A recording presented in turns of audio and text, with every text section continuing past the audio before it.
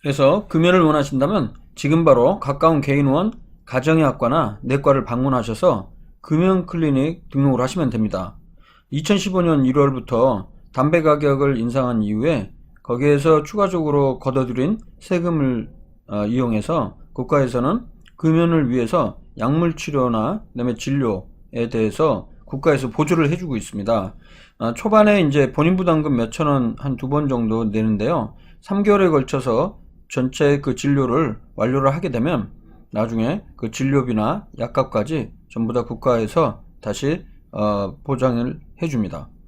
그래서 가장 좋은 방법은 지금 바로 가까운 개인의원 가정의학과 혹은 내과에 가셔서 금연클리닉 방문하신 후 3개월 동안 담배 끊는 약, 바레니클린이라는 약이 지금 현재 나온 약 중에는 가장 효과가 좋습니다. 그 약을 처방받아서 복용하시면 되겠습니다. 하지만 이제 근본적인 해결책은 담배는 마약이나 다름없기 때문에 담배를 제조하지도 말고 팔아서도 안 된다고 저는 생각을 합니다. 2012년 정도에 헌법재판소에 담배사업법은 바로 헌법에서 보장을 하고 있는 생명권이나 보건권, 인간다움의 생활을 권리를 침해하기 때문에 위헌이다라는 위헌소송을 제기를 했었고요. 물론 3년 지나서 기각을 당했지만은 다시 한번 위헌소송 다시 추진을 하고 있는 중입니다. 근데 최근에 그 인기 있는 담배가 바로 관련형 전자담배죠. 근데 이 관련형 전자담배는 올바른 명칭은 가열담배입니다. 일반 전자담배의 경우는 액상을 전기를 이용해서 수증기를 흡입하게 되는 것인데요. 이것은 액상을 이용하지 않고 여기 보이시는 대로 담배를 꽂아 넣어서 전기로 가열을 해서 수증기를 흡입을 하는 것입니다. 이게 굉장히 인기가 있어서 많은 분들이 이걸 사용하고 있는데요. 이 가열 담배는 영어로는 Heat Not Burn Tobacco Products라고 합니다. HNB. 태우지 않고 일반 담배보다 낮은 온도에서 전기난로 담배를 가열해서 니코틴이 담긴 에어로졸을 마실 수 있도록 고안된 전자담배인데요. 이 가열 담배는 대표적으로 필립 모리스 담배회사에서 만드는 아이코스가 있고요. 그 외에도 재팬 토베코 인터내셔널의 플룸텍, 글로, 최근에는 릴 여러 가지가 출시가 되었습니다. 이 전자담배, 이 가열담배 같은 경우는 구조는 이렇게 되어 있고요. 필립 모리스 담배 회사는 이렇게 주장합니다. 담배를 태우지 않고 가열하는 혁명적인 기술로 연기제 냄새 없이 담배의 진정한 맛을 제공한다. 그래서 일반 담배보다 안전하고 일반 담배에서 이 아이코스, 가열담배로 바꾸게 되면 담배 관련 질병의 위험성을 줄일 수 있다. 그 과학적 연구 결과가 있다라고 주장을 합니다. 참고로 이 아이코스 브랜드는 필립 모리스 회사에서 I quit ordinary smoking 이 모토를 내걸고 만든 제품인데요. 그러니까 필립 모리스는 기본적으로 담배도 만들고 있는데 이러한 기본적인 흡연, 담배를 아예 끊는다. 대신에 가열담배로 갈아타자 이런 모토를 담고 있습니다. 지금까지 나온 연구 결과들을 보면 주로 담배 회사의 스폰서로 진행된 연구들이 많습니다. 그렇다 보니까 그 결과는 약간 담배 회사의 이해관계에 따라서 좀 편향된 결과가 좀 많은 편입니다. 즉 가열담배가 일반 담배보다 좀 안전한 편이고 그리고 담배 끊는데 도움이 될 수 있다라고 선전을 하고 있죠. 하지만 2017년도 자마 인터널 메디신이라는 의학학술지의 연구 결과를 보면 일반 담배와 가열담배의 대표적인 아이코스를 비교를 했는데요. 여기에 들어있는 발암물질들에 대해서 정리를 했습니다. 여기 보면 마찬가지로 아이코스에도 일반 담배에 들어있는 암을 일으킬 수 있는 다음 방향적 탄화수소와 같은 발암물질 그리고 일산화탄소 이런 것들이 다 검출이 되고 물론 일반 담배보다는 양은 적지만은 예를 들어서 포르말데하이드 같은 발암물질은 일반 담배 검출량의 74%에 육박할 정도로 그렇게 적지 않은 그러한 물질도 있다. 그래서 역시나 해로울 수 있다. 이렇게 제시를 하고 있습니다. 그럼 가열담배 안전한 것인가? 결론을 말씀드리면 가열담배는 일반 담배보다는 적지만 유사한 화학물질과 발암물질, 니코틴, 일산화탄소 여전히 들어있고요. 담배 회사는 덜 해롭다고 주장하지만 현재로서는 가열담배가 일반 담배보다 덜 해롭다는 충분한 장기적인 임상적 근거는 아직까지 없습니다. 담배 회사로부터 독립된 제대로 된 연구 결과, 이해관계로부터 독립된 연구가 필요할 것으로 생각합니다. 가장 중요한 것은 가열 담배가 일반 담배보다 독성 물질이 적다 하더라도 비흡연자보다는 해로울 가능성이 있고요. 가열 담배로 바꾸는 경우 오히려 완전히 금연할 기회를 놓치게 됩니다. 혹은 늦추게 되죠. 특히 가열 담배를 사용하시는 분들 중에 그냥 담배를 또 같이 사용하는 이중 사용자가 많이 있습니다.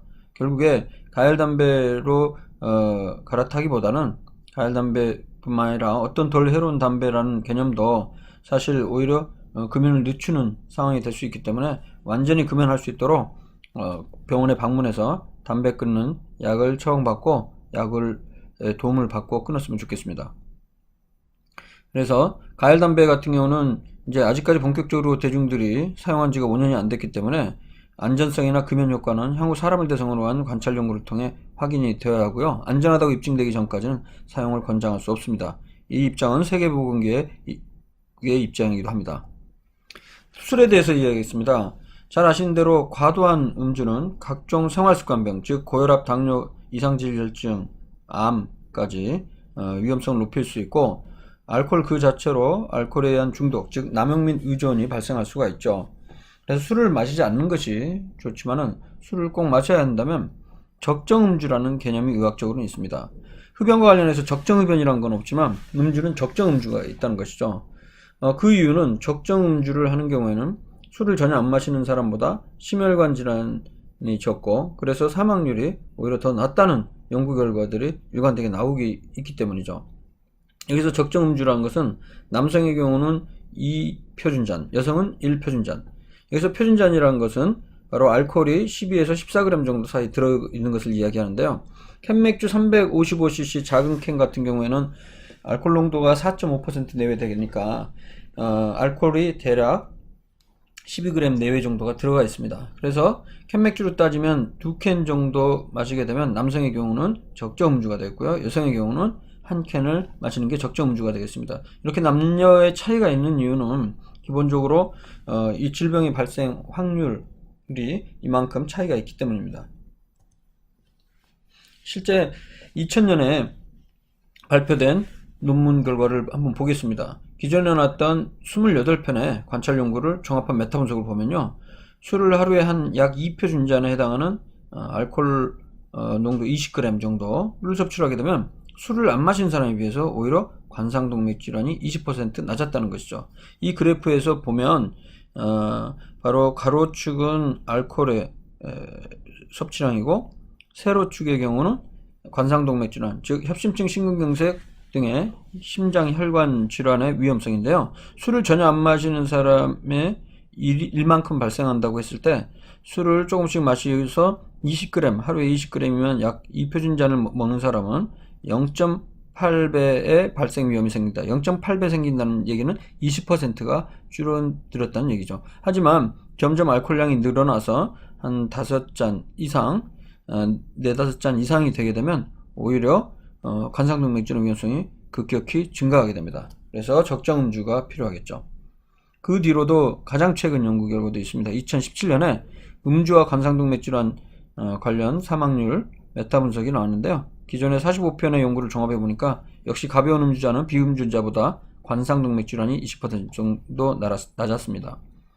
하지만 2011년 결과 보면 알코올 농도가 너무 많은 경우 60g 하루에 이상인 경우, 즉 대략 한 4-5 표준잔 이상 마시는 경우는 오히려 사망률이 높아지는 것으로 나왔습니다. 그래서 적정 음주가 필요하겠고요. 적정 음주와 비교했을 때 가끔 몰아서 한 달에 몇 번씩 폭음을 하는 경우는 어떠냐? 결론적으로는 폭음을 하는 경우가 오히려 관상동맥 질환 혹은 허혈성 심장 질환의 발생과 사망률을 45% 높이는 것으로 나왔습니다. 체중에 대한 건요. 표준 체중은 건강과 직결된다는 거 잘 아시죠? 표준 체중을 유지하기 위해서는 만약에 지금 현재 과체중이나 비만이 있다면 가장 중요한 표준 체중을 유지하는 방법은 바로 적게 먹는 것입니다. 너무나 잘 아는 내용이죠. 쉽지 않지만 현재 먹는 양의 최소한 30%에서 많게는 50%까지 줄이는 노력이 필요하고요. 어떤 특정 음식은 안 먹고 특정 음식을 먹기보다는 전체적으로 30%에서 50%까지 줄이는 게 필요합니다. 또 하나 잊지 말아야 될 거는 간식을 먹는 습관을 좀 줄이는 것이 도움이 됩니다.